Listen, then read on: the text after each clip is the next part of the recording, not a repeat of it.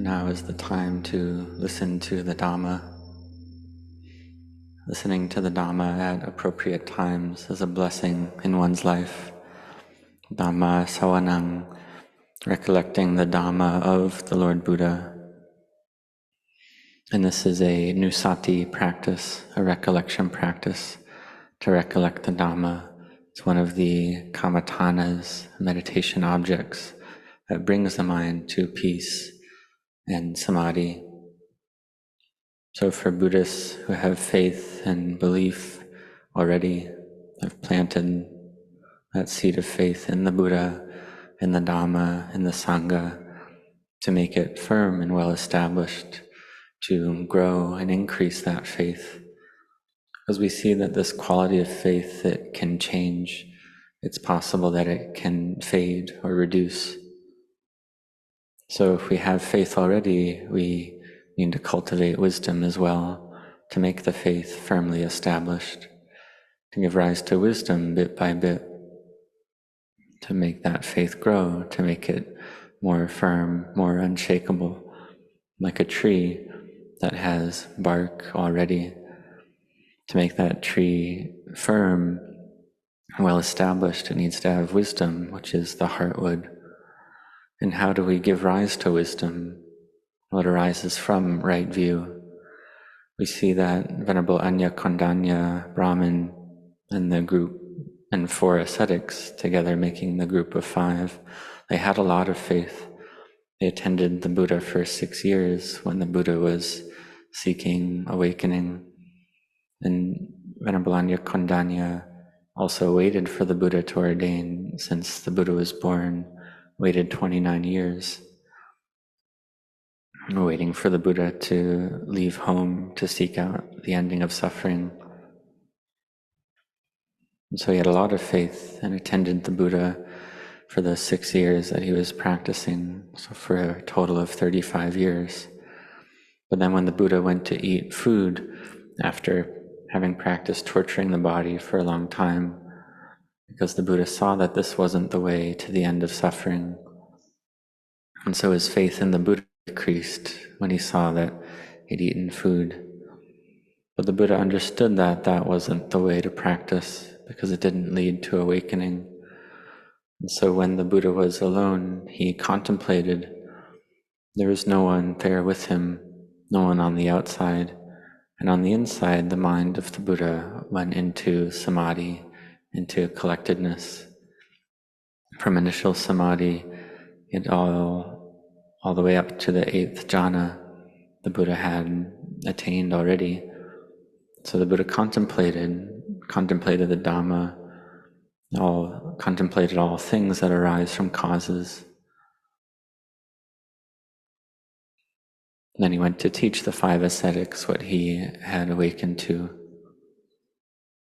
So Venerable Anya Kondanya, Brahmin, had such supreme faith like that to attend to the Buddha for so long. But even so, when the Buddha came to teach, he wasn't willing to listen. But then the Buddha said to him, I have awakened to and attained to the Dhamma. Have you ever heard this before, that the Tathagata has realized the supreme Dhamma? And so Venerable Anya Kondanya considered and asked his 4 companions, and they decided to listen to the Buddha first and see what he had to say.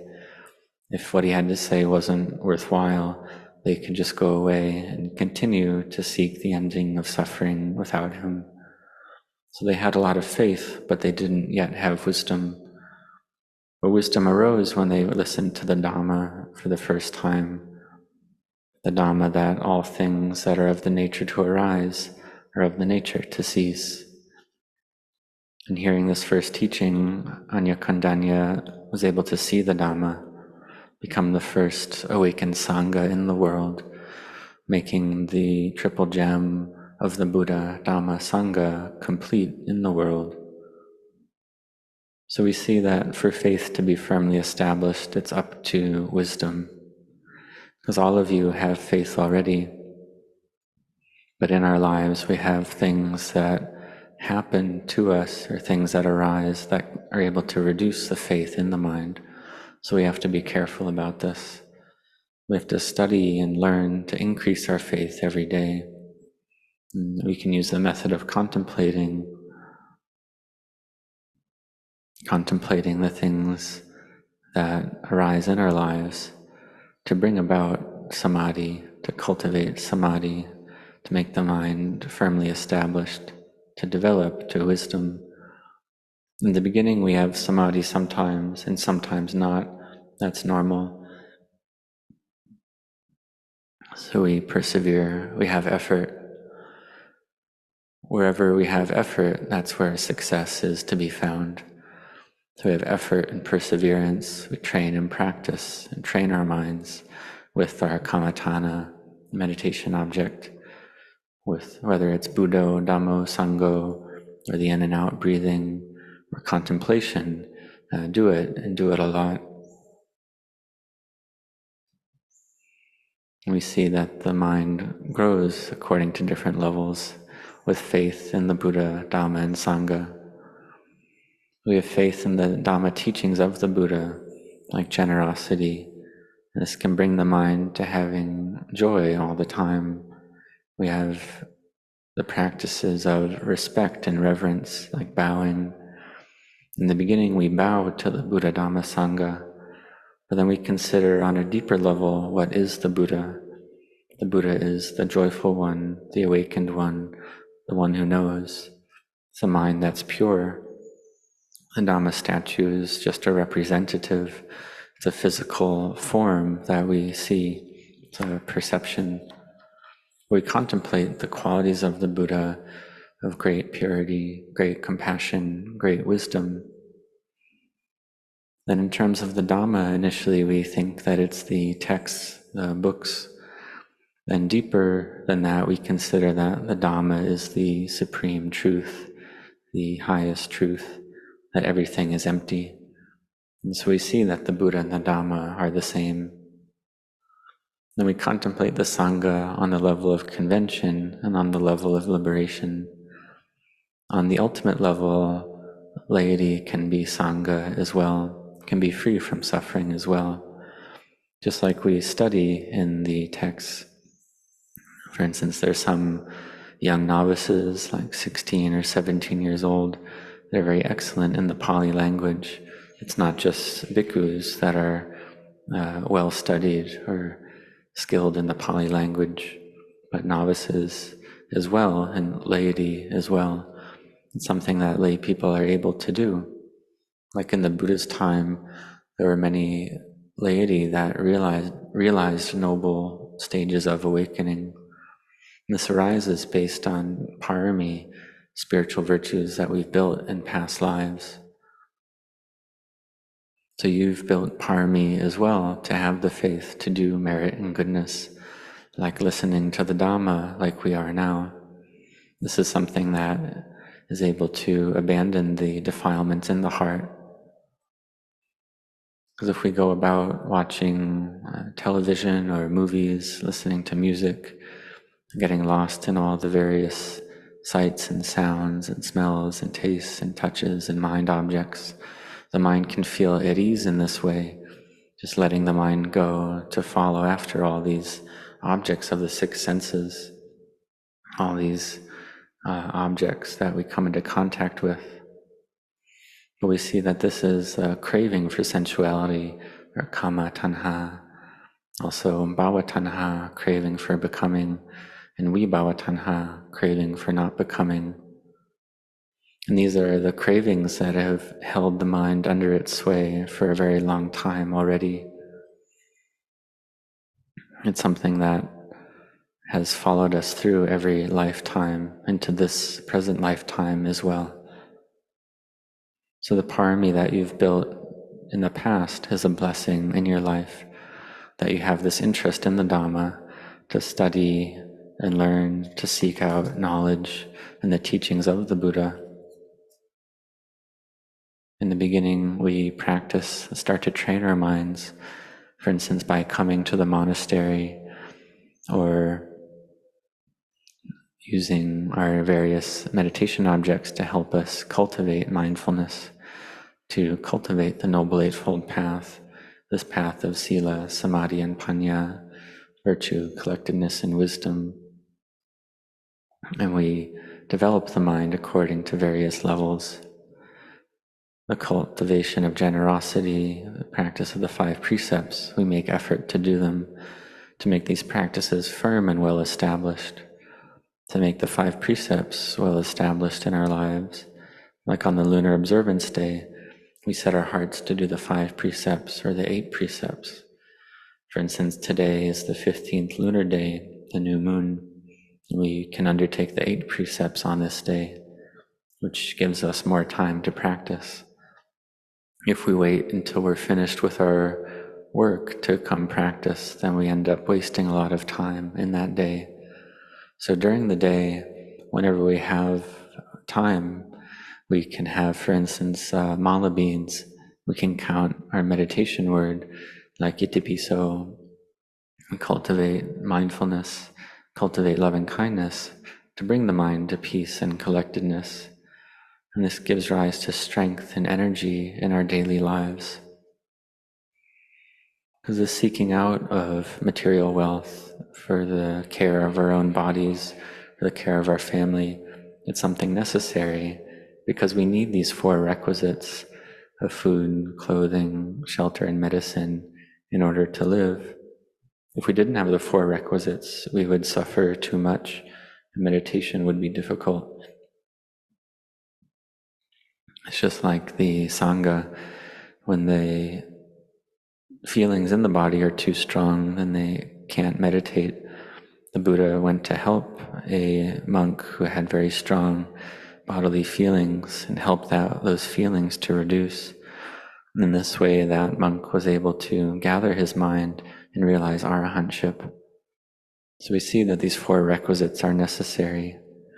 But then we seek out something that's even more valuable than that material wealth, which is the wealth of the Dhamma, to bring the mind to samadhi, to collectedness.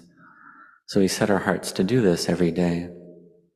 If we're someone who gets angry, we set our heart to not get angry. And if we still get angry, but we have the intention not to be angry, to give forgiveness. If we have a lot of greed, we have the intention not to get lost in clinging and to consider that all lives end in death. We don't know what time we'll die, where we'll die, how we'll die, what disease we'll die with. We don't know. But we see this all the time. We see that young people die before adolescence, while still a child, or adolescents die, adults die. We see this all the time. So we contemplate that the time we have left in this world is not a lot. If we live to the age of 80, how many years do we have left? So think about this and contemplate this to bring the mind to heedfulness, to seek out the Dhamma. Because the seeking of the Dhamma is of great importance. It's seeking out that which is supreme, that which is the highest, which is able to wash off the defilements, to abandon the defilements in the mind. So we see that Venerable Anyakandanya had full samadhi. The 5 ascetics had well-cultivated samadhi. And Anyakandanya was able to contemplate everything that's of the nature to arise, is of the nature to cease. This is what the Buddha taught, and he was able to know it. And all of us see this in our daily lives. We see it, and we know about it. We see arising and ceasing all the time, but we don't really see, we don't really know, we don't understand. We just have it on the level of perception and memory, but we don't actually know it. But we don't actually know it. So we think and contemplate that it's not self. We have these physical forms that we use, and we can think that they're not self, like the body, and we can accept that, but we don't really see it, because deep down that sense of self is deeply embedded in the heart. But it is possible where we are able to practice to destroy these 3 fetters of personality view, clinging to rites and rituals, and skeptical doubt. These fetters which bind the heart, And these first three fetters are that which we abandon in the first stage. And these three fetters are very firmly embedded in the mind. That sense of self, the Sakkaya Ditthi, is very firmly embedded, very deep in the heart. The personality view is stuck firmly in the heart, and it arises very quickly. And so that is the nature of ignorance. But we try to have effort and persevere with it, to keep practicing. However firmly embedded personality view is in the mind, we are able to abandon it. Why is that? Why is it possible? Well, it's because the defilements and the mind are not one thing. They're two different things. It's just that the mind intermingles with the defilements constantly. And that's what leads the defilements to be firmly stuck in the mind. But the Lord Buddha was able to know, able to destroy all defilement in his mind. And all Sangha, whether lay females, lay males, male monastics, female monastics, are able to destroy the defilements in the same way. We see that even nowadays there are many fully awakened beings, many arahants, from Venerable Ajahn Mun to Venerable Ajahn Chah, Venerable Ajahn Sao, and many great elders in the present day that were able to destroy all defilement as well. And there's also many who are able to see the Dhamma in the present day as well, from the levels of stream entry to once returnership to non-returnership. There are many like this. So we don't know how much parami we've built in the past, whether it's a lot or a little, but we know that we've built it. And so whatever the case, we do a lot of parami, make a lot of parami in the present in order to be able to destroy the defilements. So we practice to contemplate every single day, to contemplate with our meditation object every day, not to be heedless in our daily lives. Whenever we have time, we seek out the Dhamma, and we do it with mindfulness. Because the meaning of seeking the Dhamma here is to have mindfulness, to cultivate the four foundations of mindfulness, the four foundations of the body, feelings, the mind, and Dhammas. For instance, knowing the in and out breath, knowing the movements of the body. This is the first foundation of bodily mindfulness. Before we were able to see it, but we don't understand it. Or before I didn't understand why was the breath part of bodily mindfulness. Well, it's because the air element is one of the natural elements of earth, air, fire, and water. So this material form, we have mindfulness to know it. And the meaning of that is to have mindfulness, have recollection, to give rise to mindfulness. However much we're mindful, that's how close we are to the Buddha. That's a teaching of Venerable Ajahn Chah. And when we practice for ourselves, we see that truth for ourselves. That however mindful we are, that's how close we are to the Buddha. So this is not being heedless, but to have a lot of mindfulness, to have good mindfulness, to have mindfulness in clear comprehension, to have mindfulness in our work, to have mindfulness in our speech, to have mindfulness in our activities, mindfulness in listening to the Dhamma. Because if we don't have mindfulness and just let our mind follow after other objects, we don't know what we're listening to, then we only receive the flavor of Dhamma a little bit. But when we have mindfulness with listening to the Dhamma, it's possible to see the Dhamma while listening to the Dhamma. Just like the first discourse, Venerable Anyakandanya had firmly established mindfulness, so he's able to see the Dhamma during that discourse. The other four ascetics, their mindfulness was not complete at that time, and so they didn't see the Dhamma. But Venerable Anyakandanya saw the Dhamma, and he told his four companions, I was able to see the Dhamma, it's like this. Then that group of 5 ascetics became interested in listening to the Dhamma. Then they were able to see the Dhamma every day according to their level. Over the next 5 days, they all realized stream entry after that first discourse. But they were stream enterers with a very high level of parami. They listened to the Dhamma straight from the Buddha as well. So they had the Dhamma, saw the Dhamma of arising, staying for a while, and ceasing. And this is something that we don't see, but we know about, but we don't know it enough.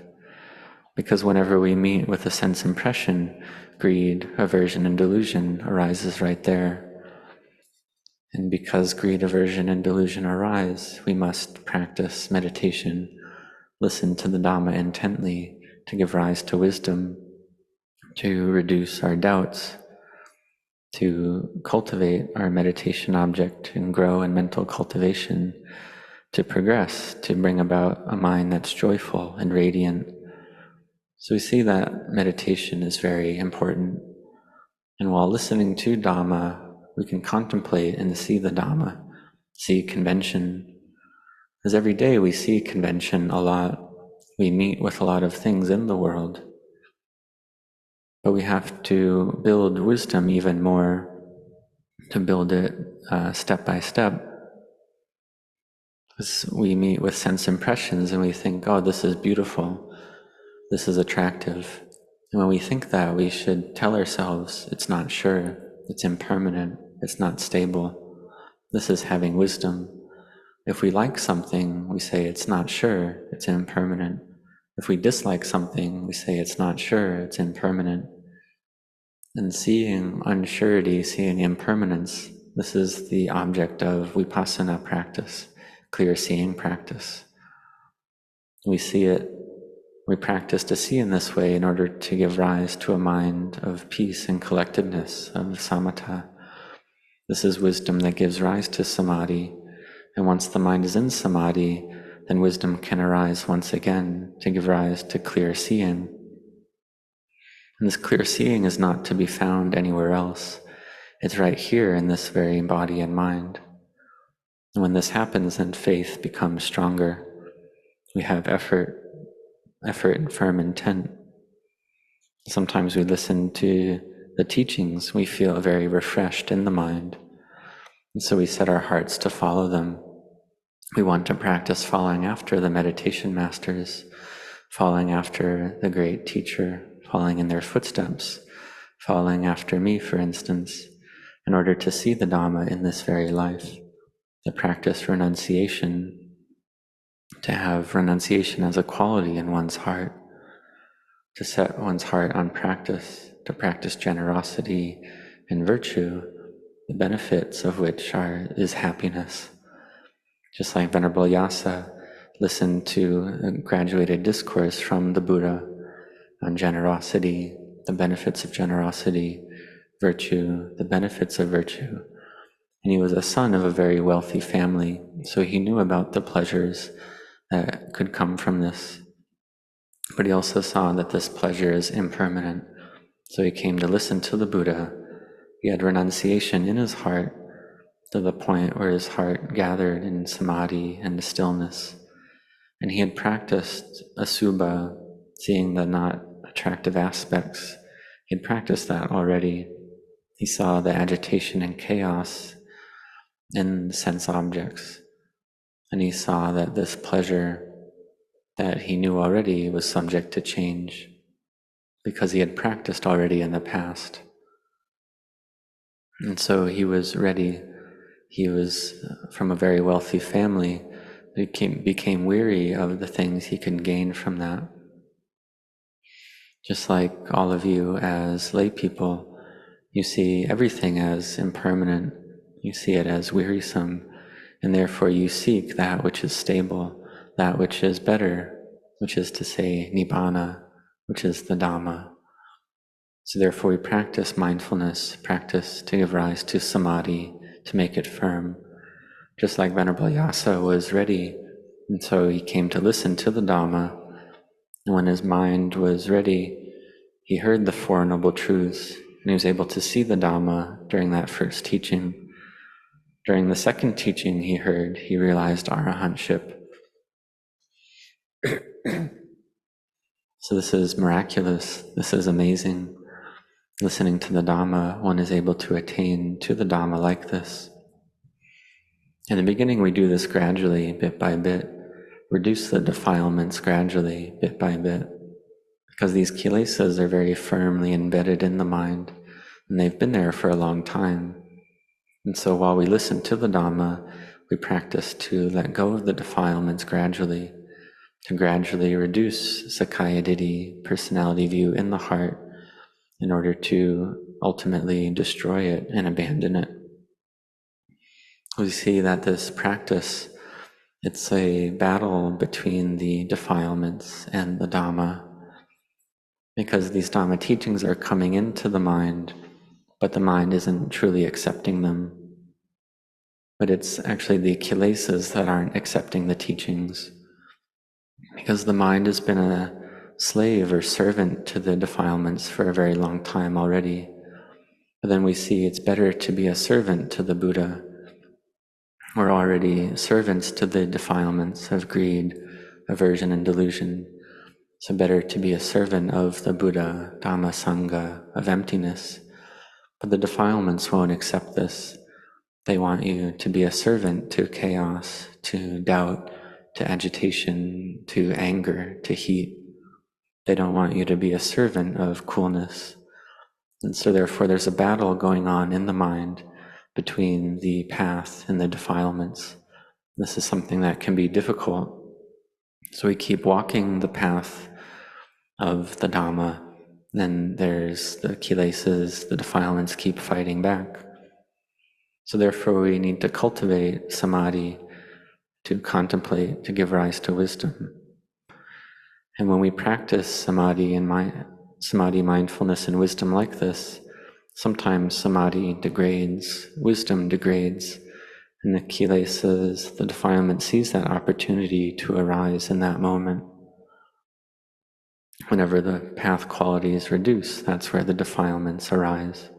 So we have to practice every single day. It's just like we eat every day, we drink water every day, we breathe all the time, take in air all the time. And therefore we need to drink samadhi, drink mindfulness, drink wisdom, drink virtue all the time, and drink generosity. We need to take in the Dhamma a lot. As we practice generosity, we practice virtue. In practicing virtue, there's no need to spend any money, no need to have any wealth. Same with samadhi, there's no need to have material wealth for that. The same with mindfulness. So we contemplate like this. One day the mind will be able to gather together to see everything as convention, to see that everything in the world is all empty, it's not truly there. Knowledge arises, wisdom arises. One is able to abandon the defilements in the mind. These things that are very firmly embedded in the heart, one is able to abandon them and see the Dhamma. This is something that we're all capable of doing. It's not beyond your ability. So therefore, may you have effort and perseverance in this practice. All of you have the chance and the time, the opportunity to see the Dhamma. So I wish you all success, and may you all grow in blessings and grow in Dhamma.